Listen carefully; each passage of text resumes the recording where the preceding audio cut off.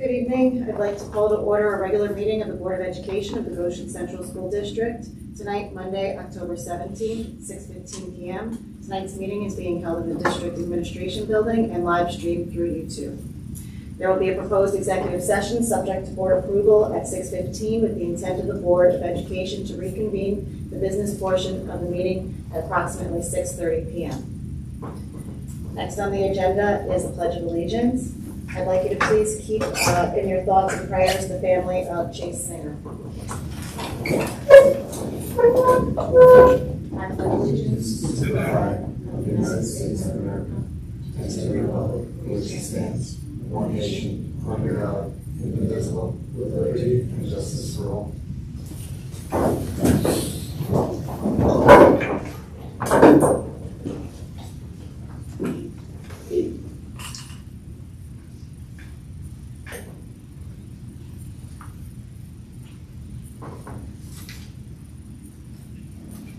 Next on the agenda, I need a motion to enter into executive session. Shannon and Tom. Be it resolved, the Board of Education will enter into executive session with the intent to reconvene the business portion of the meeting for discussions related to the employment history of a particular person or persons. All in favor? Aye. Opposed?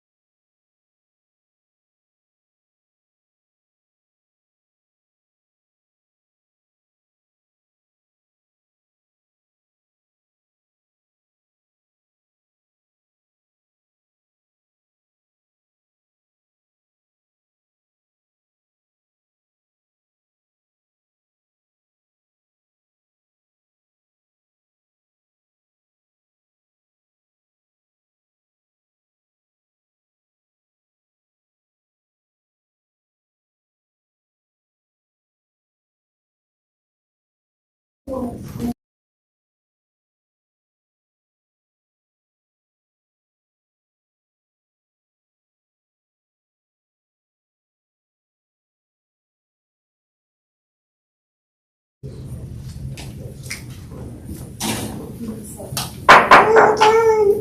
need a motion to reconvene the meeting portion. Shannon and Brett, all those in favor? Opposed? We're going to just jump ahead to new business, 13.2. I need a motion for appointment of Goshen High School principal. I have Jason and Billy.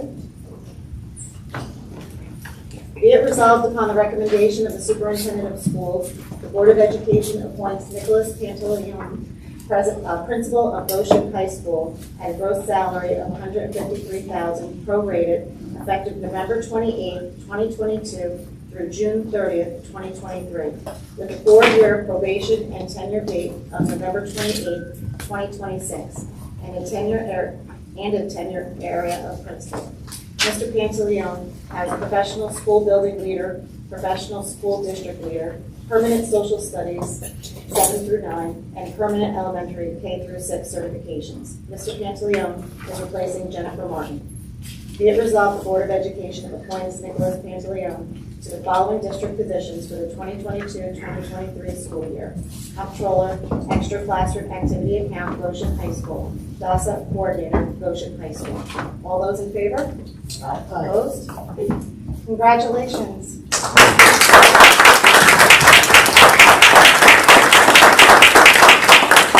I'd like to invite you if you'd like to say a few words. Sure. Thank you. Great. See the podium with the microphone there as well. I'd just like to thank the Board of Education, especially during Board Appreciation Week, and Dr. Coates, and all the members on the committee. I see Michael here. Hello, Michael. How you doing? And humbled as a former graduate, as a district resident, to get the opportunity to one day hand a diploma to my kids, class of 2036. Lily? Hey, Lily. Jackson, class of 2038.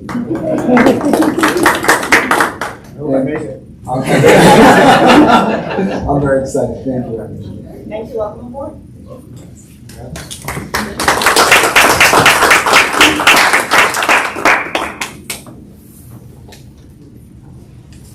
Resuming the remainder of the meeting.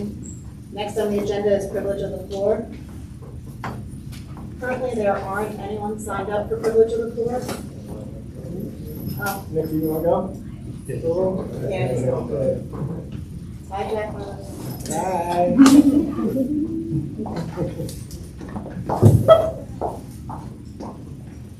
Next on the agenda is the President's report. I have a couple of items this evening. First and foremost, the district clerk has received the resignation of board member Tom Mullane and has notified the Board of Education of his resignation. Mr. Mullane's resignation has created a vacancy on the board. As this is the first time that the board is meeting since his resignation has been received, the board will review the next steps needed to fill this vacancy. Also, I'd like to welcome Patricia Hartley. She's here with Boy Scout Troop 63, and this evening they are here to fulfill their merit badge requirement for citizenship in the community. So thank you for being here. Welcome. Thank you for having me. You're welcome. I wanted to note that the policy committee will be meeting tomorrow afternoon and reviewing several policies. Also, I just wanted to thank Jen Ahern and the all-night party committee. The high school dance was held this weekend, and from the children's perspective, all the students said it was very organized. They really appreciated it, especially the whole phone process. Thank you, Billy. I understand that Billy was instrumental with the phones. I shared a table with Dr. Coates. It was great. Yeah. So it was a fun and it was a very safe event. So thank you to all of them.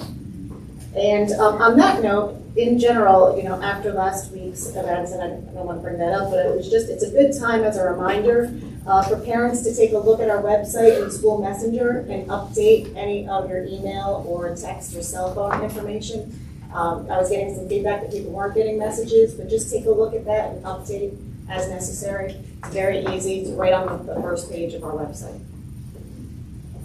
And just quickly, Jim Freeze, thank you for the fence.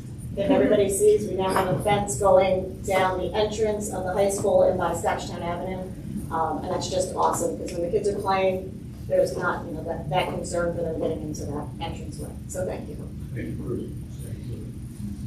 And that's it for my president's report. Next on the agenda, the legislative update. Tom? Just a couple of points. At the last OPSCO meeting, there were really three primary topics of discussion. One of them was about the Orange Ulster BOCES capital improvement project, which I really won't talk too much about. I believe Dr. Coates is going to give a little bit more information. But they did hand out this flyer, and I believe a lot of community members may have received this flyer already. It's really the bullet point information and the website where you can find the information that BOCES is providing. So I just welcome everyone to please take a look at that information that came out. And that's about as much as I'll speak to it. The second point that came up, we did receive some information from Shape Up New York, which is from the Office of Mental Health, regarding a pilot program that they're starting up that the district can partake in. It's a 6-month pilot program. And just to read a little bit here, it's a free web-based portal that provides a virtual workspace for a self-assessment of comprehensive school mental health system. And there's a small packet that Karen Meyer emailed out to everybody that she asked us to just consider, read up on it, and see if it's a pilot program that we'd be interested in participating in. It may be interesting to us, and this was sent out via email. This was the second main point of conversation. The last point of conversation was we had a presentation from a law firm with many names, and save you all those names, regarding name, image, and likeness, and how the laws have been changing at the NCAA collegiate level, and what that means at a high school level. And really the question that a lot of folks asked was, how is this going to impact what we have to do as our local Board of Education for high school level? And that really came down to them advising us to look at our athletic policies when we meet with when the policy committee does meet. Facility use, athletic handbook and training, self-defined affiliations were just some of the points that they made. They did provide their contact information if we'd like to reach out to them regarding name, image, and likeness, and how that might need to be rolled into some of our athletic policies moving forward in the near future, since these laws are all just newly changing and constantly changing every few weeks. Those were the three main points from the last meeting. Perfect. Thank you. All right. Next on the agenda is the superintendent's report. Dr. Curtis, please.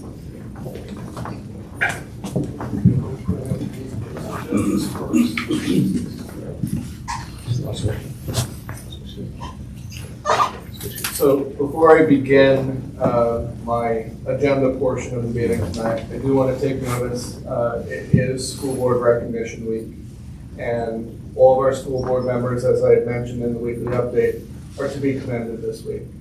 If you do not realize that these are all volunteer positions, they give time to come to the meetings, they give time to come and support our school systems, they respond to concerns of the community. And I want to take a moment to thank all of our board members here tonight for that volunteerism and that dedication to the school district. Without you, we could not continue the good work that we do and the support that you give. You're so greatly appreciated by all of us here in the district as employees and as administrators. So there's a small token of our appreciation and gift before you this evening. We hope that you can accept it on our behalf. So thank you very much, and thank you for all you do.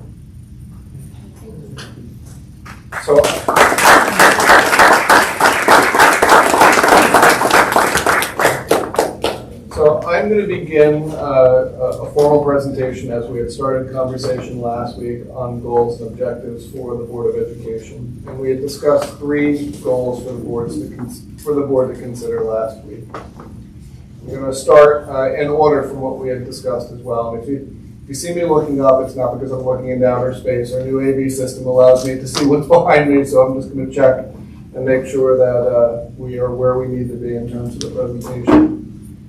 So probably one of the most expensive parts of school district operations is really the maintenance and operations of our facilities. The district has given a strong commitment over the past 5 to 7 years on major upgrades and updates to our facilities. However, just like owning a home, just like owning a property, you need to continually have a cycle of how you're going to address not only those desires that you have for your district, to improve your classrooms, to improve your STEAM labs, your auditoriums, anything that you want to commit to making your program better, but in addition, just those regular maintenance items, paving, roofs, windows, boilers, air control, anything that you want to add to that list. The district has made a significant commitment not only in terms of the last capital improvement project, but in the current operating budget, we were fortunate enough to be able to add in $1 million transfer to capital for this year. If the board can continue to sustain that transfer to capital, the board has the opportunity to bite off small projects as you go, or you can aggregate that money over time as well and do mid-sized projects as you have the opportunity to do so. I would encourage the board to consider, as it is now the time for us to complete our building condition survey, which will be ready mid-November in writing to the district, to engage with a stakeholder group of community members, business owners, to look at the current condition of our facilities and develop, I would say at most, a 5-year plan, a look ahead of how do we want to invest in those facilities. Mr. Freeze would be an integral part of that process, not only to look just at those maintenance items, but to hear from the community as well. What do we see as lacking? What do we see as an opportunity to be able to enhance and improve our classrooms at the same time? That will allow us, as we develop our budget cycle together, to consider whether we're going to spend that money in terms of transferring capital, whether we're going to look to aggregate that money to look for different projects that we want to complete over time, or somewhere in between. We also are very fortunate in this district to be, over the last few years, to have been able to create a capital reserve, so we may be able to look at a combination thereof to accomplish some of the needs and the wants. And developing that 5-year plan will allow us to be transparent with the community and be open about how we are looking to address the needs of our facilities. Sparrow, if you could go on to the next one, please. Parallel to that, many of you are already aware, the current budget cycle passed by the legislature and the governor has a mandate in it regarding electrification of a school bus fleet. Now, there's a lot of talk, there's a lot of conversation about this potentially changing, but as of yet, the mandate currently stands that by 2027, that all of the purchases that we make in terms of school vehicles, the new purchases need to be done with electric vehicles.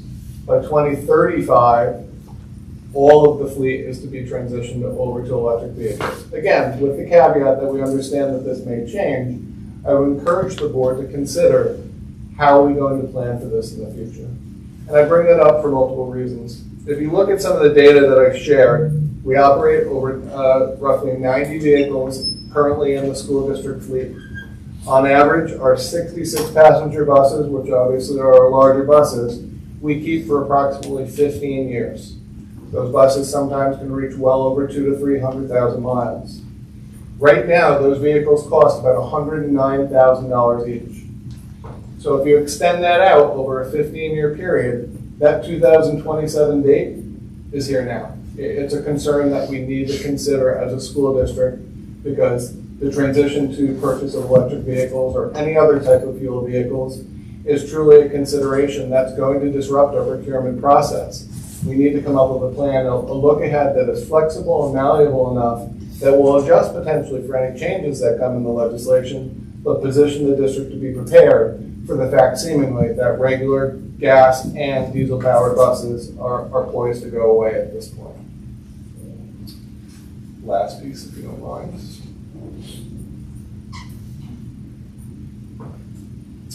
So, as Mr. Loftus brought up, NIL is a perfect example. Policy is ever evolving, and policy is obviously one of the most main charges of a Board of Education, but also one of the most difficult charges of a Board of Education.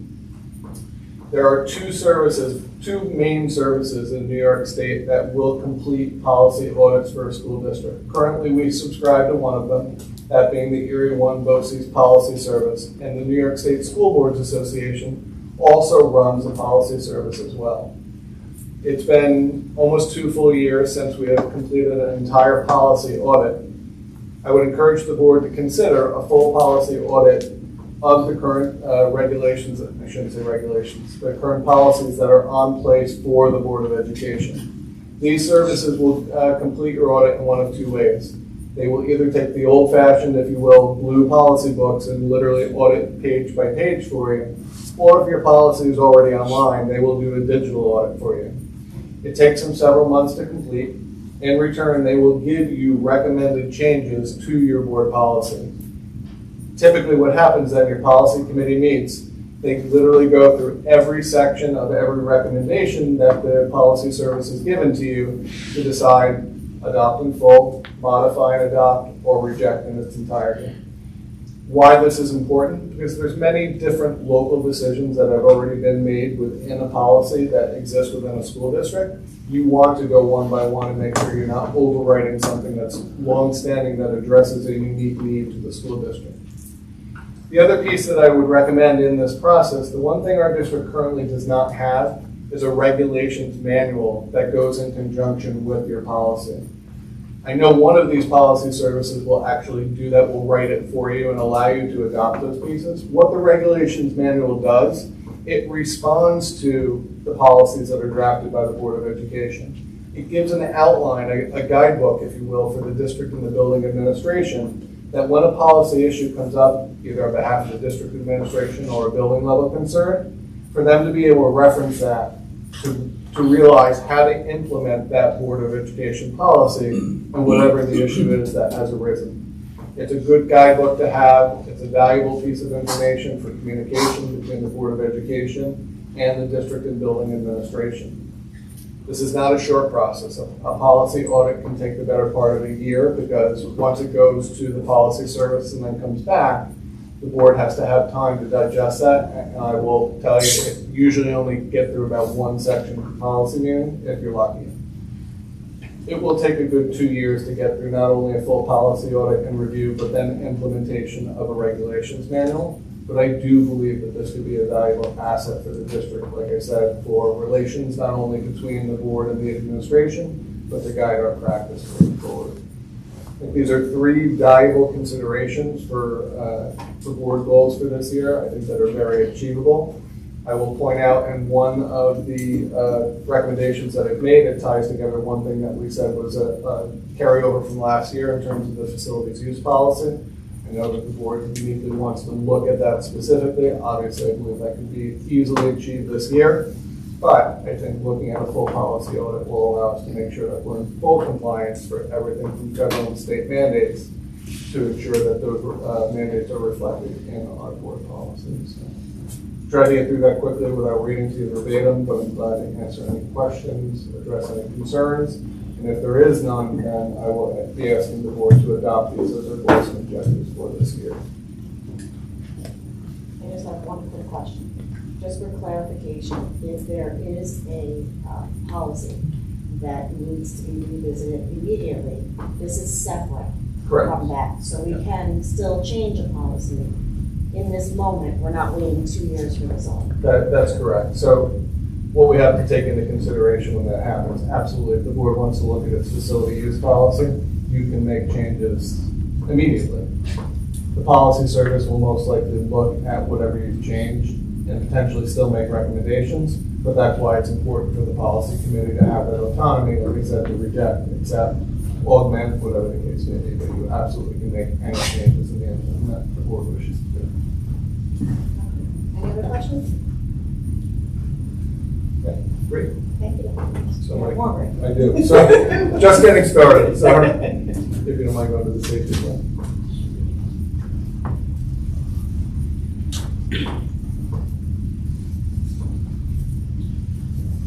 Okay. So each year under New York State regulation, the public school districts are required to review their district-wide safety plans. And it's timely that we're taking the occasion to do this. And I want to differentiate on what we're going to talk about tonight, even before I start. The district-wide safety plan is meant to be a high-level explanation of what happens in the event of an emergency. It is not specific building level information. Specific building-wide safety plans are meant to be held confidential. They're meant to be preserved by the district administration and the teacher leadership within the building, so that in a true emergency, if it's an outside threat to the building, that those plans are unique to those that have to react within the building. So the information I'm going to talk about is very high level tonight. It's meant to be directory information. It's meant to be compliant. It's meant to address the concerns of the state, simply to say, we've got a plan. Okay. Again, it talks about what the protocol would be in terms of acts of violence, how we're going to communicate with law enforcement, parents, and guardians. We unfortunately have experienced this over the last 2 weeks. It talks about prevention and intervention, things that we can do to be proactive. We certainly know that we train extensively throughout the year, in addition with our safety drills, from fire drills to stay put drills to go home early drills to lockdown drills. It talks about who's responsible. Again, it puts the superintendent as the chief emergency officer, or my designee in this event. I am the chief emergency officer for the district. It talks about making sure that we go through this process, that the building level emergency plans are up to date each year. This is part of that process. It ensures that all the drills are completed for the year. I do that in conjunction with Mr. Freeze to make sure that all the fire drills and the safety drills have been followed. And then it also talks about aiding in policy development, as we just talked about with looking at board policy, and with supplemental pieces such as looking at technology. Alyssa's law that just came out talked about the districts considering whether or not we would have the panic buttons within school districts, and we need to do that in conjunction with the proper staff within the district. Again, as I had mentioned before I started, this is different from specific building-wide safety plans, specific building safety plans. Those building safety plans are going to have more specific maps, they're going to have blueprints, they're going to have communication plans, they're going to talk about chain of command. It specifically is a confidential document, and that building level plan is not viewable or commented on by the public. Once the board approves moving forward with this, we will do the update online to make sure that any requisite changes are posted to our website. And again, that piece that's up there allows the district-wide safety plan to be widely available to anyone that wants to see it.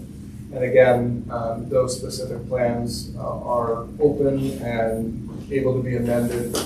Again, we do this once a year to click the mandate on the checkbox for the state, but at the same time, we can go back and make modifications to this plan at any time during the year. Happy to take any questions on this.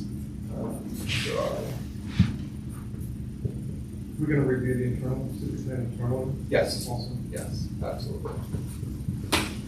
We're hopefully going to schedule a SAB committee very soon.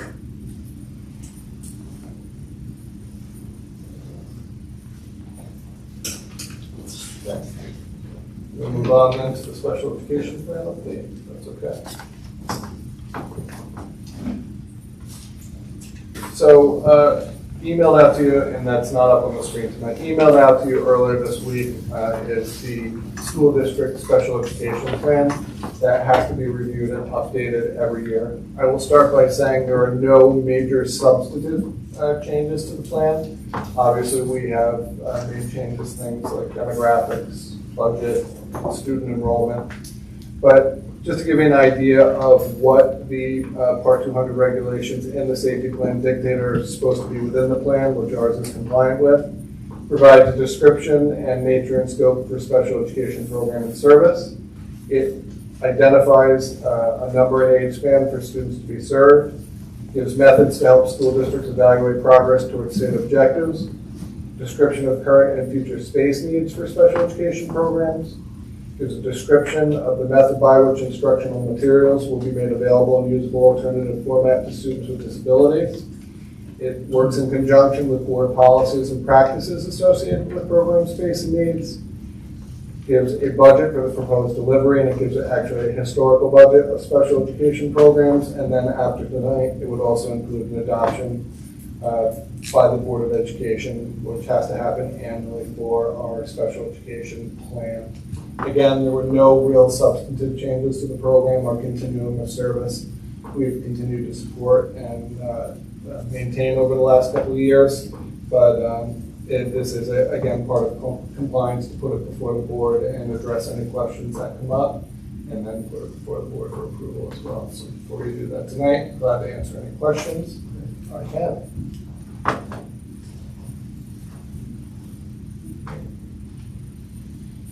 Okay, as Mr. Loftus spoke about earlier, there is a lot of discussion on the upcoming Orange Ulster BOCES capital improvement project vote, and I want to address some specifics for this. Orange Ulster BOCES, there are 17 member or component school districts within the Orange Ulster BOCES consortium. When there is a proposed capital improvement project vote, every community member within the consortium has an opportunity to vote on those changes. And as was pointed out, a mailing went home to property owners early this week, and there's some very important information within that. Number one is the overall cost of the project. The proposed overall cost is roughly $159 million. Goshen's share of that would be roughly just short of $10 million. Because of the way the member school districts voted, the BOCES would borrow that money, and essentially we would pay back that debt to BOCES for that work that would happen over time. This is a public vote. Every community member within Goshen is open and should exercise the right to vote on the project. The vote is scheduled for October 25th, will be held in this room from 12 p.m. to 8 p.m. I will let you know that our district doesn't run the vote. It's BOCES charged to actually run the vote. We simply will host as a voting site, but there are sites all over Orange and Ulster County for member district residents to be able to come and vote. Again, it's important for the community to understand the actual pieces of this project. The mailing went out directly from Orange and Ulster BOCES. We have links and information on our district website. And we're also going to work to make sure that we email out information over time to make sure that our residents are, number one, informed on what the proposal is, when the vote will be, and when you're actually able to come and vote at the same time. Keep going, my last item, if that's okay. Okay. So one of the things that I put out in my weekly update last week that I've been working on with Mr. Redeker, and we'll actually do a release at the end of this week, is some follow-up to digital citizenship and online safety. Our curriculum largely in our schools focuses around an organization that shares materials with schools called Common Sense Media. It seems redundant, it seems like an oxymoron. However, we know that we all make mistakes, not just our students, we make mistakes as adults as well. The Common Sense Media piece gives us a platform just as reminders to remember when we're using the internet, when we're using social media, on the do's and don'ts of things that should be published, things that we want to make public, things that we want to see online. Mr. Redeker has helped me look at some key points on videos and tutorials that I want to get out to the community, especially in light of what transpired last week. I will be emailing that out to families so that you can see some of those resources to have within your own home. And again, we'll make that heavy ask of parents to take time and really look at the materials that we send out and have conversations with their children. In addition, we're working on an additional timeline beyond what we already do to be asking our staff to go over a lot of this with our students again so that we don't see repeat issues of what we had happen last week. But again, if you want to do your own research, even before this information comes out from the school, to be able to look at the Common Sense platform, it's a simple Google search and you can see some of the public-facing information that's available to you and some of the things that may be coming. Just as a follow-up to that as well, too, I want to take a moment just to thank our building administrators. Ms. Carmen's here, Mr. Rosenberger's here. It was a challenging week last week. They took my lead in terms of making sure that communication get out to families. Please know that communication when there's an emergency like this will largely come from the superintendent unless I'm not ready. But we will do our best to make sure that we always have up-to-date, accurate, and informative information in the event of an emergency so our families really understand what's going on. Without further ado, it for me tonight, and I'll turn it back to you. Thank you, Dr. Coates. Next on the agenda is our Assistant Superintendent for Business Report, Ms. Lammery. Thank you. Good evening. Tonight, in your board packets that you received on Friday, will include your August and September information, financial information. Also, our tax collection period is almost over. We're finishing up the month of October, and we'll be collecting through November 3rd, and then we will turn the unpaid over to the county. For the month of September, we collected 82% of the total warrant, and that's in line with prior years and is on schedule. Our state reports have been completed and filed for our state aid, and I also submitted the audit report and the corrective action plan online last week, and it's been approved already, so that's good news. And again, our financial reports are for August and September. We have expenditures in the month of August for the general fund for $1.2 million, and in September they were $4.8 million. Now that is a bit of a jump, but that's typical because in September we're back in full swing. We have the buildings open, everybody's back, and our payroll jumps up for everyone for the rest of the year, as well as the electric bills go up, everything goes up. So, and we're also paying for our supplies for the year at the same time between September and October. Our revenues, we received lottery aid of $4.1 million in September, and our taxes collected for September were $44.5 million. And our pilot, we did receive one pilot in September, and that was for $481,000. So our total expenditures in the general fund through September 30th are $8.1 million, and this is also in line with where we were last year. And our revenue status report shows that we earned $59.2 million in revenue through September 30th. Again, that's also in line with last year. Does anybody have any questions? One question, where are we on the electrical pilot? Is that at full pricing now, or is that waiting until the March period to I go believe online? it's still graduating. It's coming in a little at a time. I think they're a year behind. So. Yeah. So you think this next, The next, when the assessment comes up in March, will be fully valued at that point, you think? from my understanding, the next fiscal year, they will, to their words, they will be caught up. Check on that, or- Yeah. Thank you. Any other questions? Thank you. Next on the agenda is the Assistant Superintendent for Curriculum, Instruction, Personnel, and Technology Report, Mr. Jason Carter. Good evening, everyone. There are no new items for me to report this evening. Does anyone have any questions about anything? I got one. I wonder if we can get in future meetings at some point an update. I know we did some nice programs in the past with affiliating with colleges, Siena and Syracuse. Can you give us an update on your programs? That are going, how the attendance is? I know Absolutely, yes. I know we did some work with the drones and things like that. Maybe we can figure out how it's going. I will do that, yes. Maybe get a demonstration. Meaning a drone demonstration? I know we did a lot of planning, and I know we're excited about that. It's a follow-up to see how those programs go. Sure. If they want to do a demonstration, we can do a demonstration.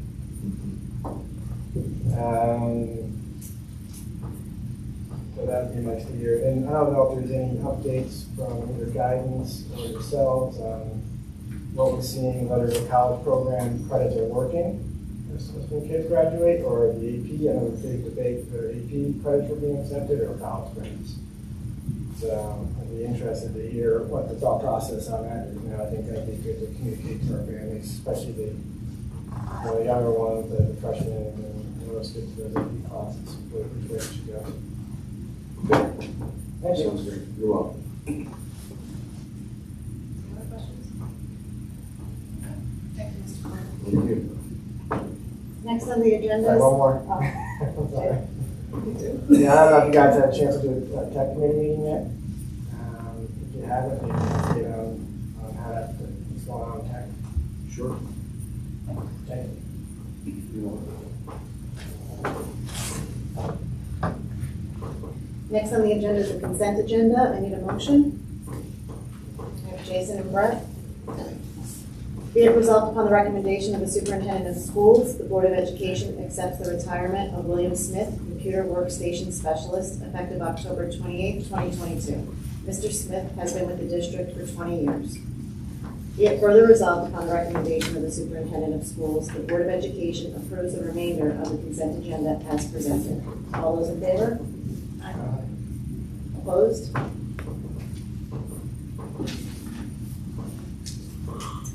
No old business, new business.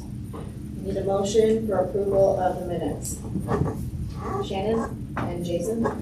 Be it resolved upon the recommendation of the superintendent of schools, the Board of Education approves the minutes for the October 3rd, 2022 regular board meeting. All those in favor? Opposed?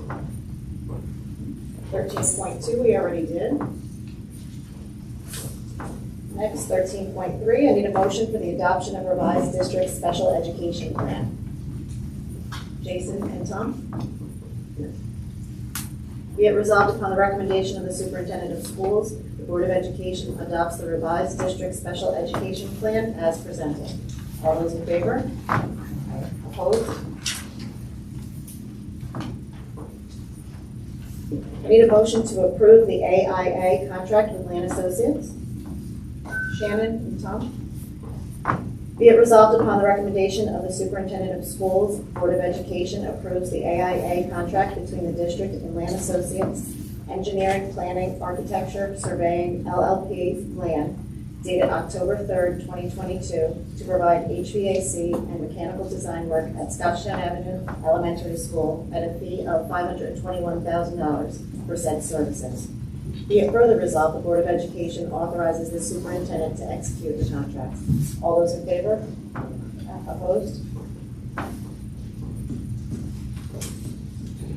Item 13.5, I need a motion to approve an agreement for special education services, music therapy services. I have Billy and Shannon. Be it resolved, the Board of Education enters into an agreement with Dr. John Mahoney from Creative Arts Therapy Works, PLLC, to provide music therapy services for students in need of such services for the 2022-2023 school year at a rate of $100 per hour. Be it further resolved, the Board of Education authorizes the superintendent of schools to execute the agreement. All those in favor? Opposed?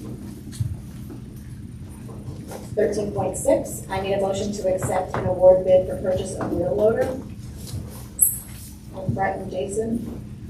Be it resolved upon the recommendation of the superintendent of schools, the Board of Education awards bid number RFB BG0010-22 for the purchase of a wheel loader effective October 18th, 2022 to Robert H. Fink Incorporated, 1569 Route 9W, Selkirk, New York, 12158, in the amount of $89,218, as per their bid specification submitted on October 6, 2022. All those in favor? Opposed? 13.7, I need a motion for the adoption of a revised district safety plan. I have Brett and Tom. Be it resolved upon the recommendation of the superintendent of schools, the Board of Education adopts the revised district safety plan as presented. All those in favor? Opposed? 13.8, I need a motion to approve contract with Goshen Football Touchdown Club. Brett and Billy. Be it resolved upon the recommendation of the superintendent of schools, the Board of Education enters into an agreement with Goshen Football Touchdown Club to provide a football chain crew, 3 adults, at a rate of $79.42 per person per game, for a total not to exceed $2,859.12, exclusive of playoff games for the fall 2022-2023 football season. All those in favor? Opposed? 13.9, I need a motion to approve board goals and objectives. I have Tom and Jason. Be it resolved, Board of Education adopts the board goals and objectives for the 2022-2023 school year as presented. All those in favor? Opposed? Next item on the agenda is privilege of the floor. We did not have anyone sign up. Anyone? I'll make sure. Next, any board member issues or committee reports? Thank you. Couple things. One, I just want to thank Dr. Phillips, the administration team that was already put together at high school. We got a lot of good positive reports from all those appointments. They've been very visible, a lot of events, which I think is important. I think the hiring of Nick is a great one to lead that new team. So I'm excited about that. So thank you. Also, I know Board Appreciation Week. And as a parent of a child, I'd like to thank everybody here too for volunteering their time. I know how hard it is and how much time you got to put in. But to appreciate all your volunteering for my kid. So thank you. Last meeting, I think Yolanda retired. I just wanted to do a special note to her. And she spent a lot of years here, did a lot of negotiating. So I want to say congratulations to her. And finally, a positive note to the guidance. I'm going to get college night here tonight. I thought that was very well done. I know George did the program here. Yes. Okay, we got a nice job on the presentation. So just wanted to thank them and acknowledge them. Thank you, Glenn. Anyone else? Next on the agenda is the executive session. I need a motion. Brett and Billy? Be it resolved, the Board of Education will enter into executive session with the intent not to reconvene the business portion of the meeting for discussions related to the employment history of a particular corporation and the employment history of a particular person or persons. All those in favor? Opposed? Thank you.